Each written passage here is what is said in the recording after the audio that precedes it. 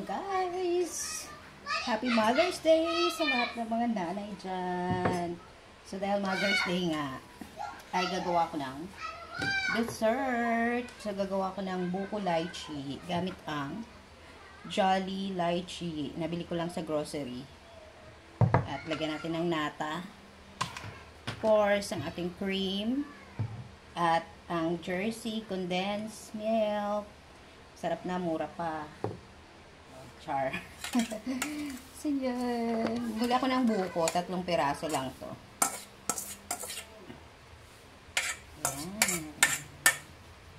3 for 100 dito ang buko.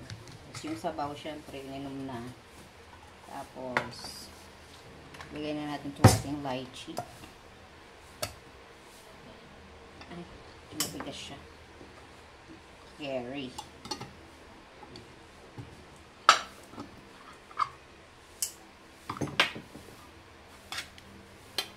Ayan guys, oh. Lychee in can. Marami din siyang laman sa isang lata.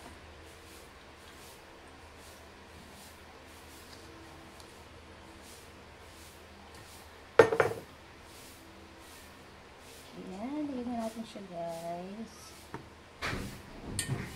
Tapos, ang ating nata. Tagal na ito nakastock dito eh. So, i-drain ko lang.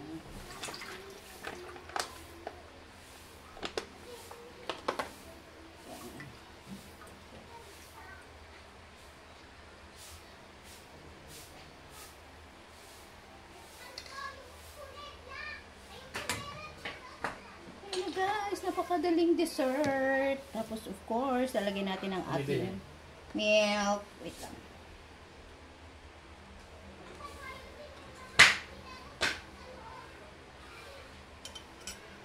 Condensed milk. Isang condensed milk lang yan. And then, ang ating all-purpose cream.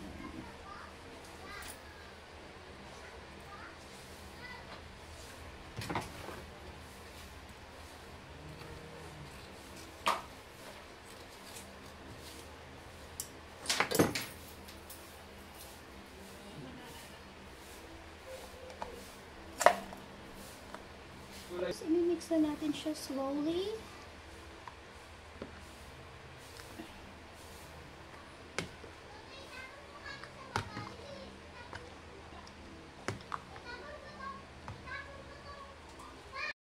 So, ito na siya guys. Oh.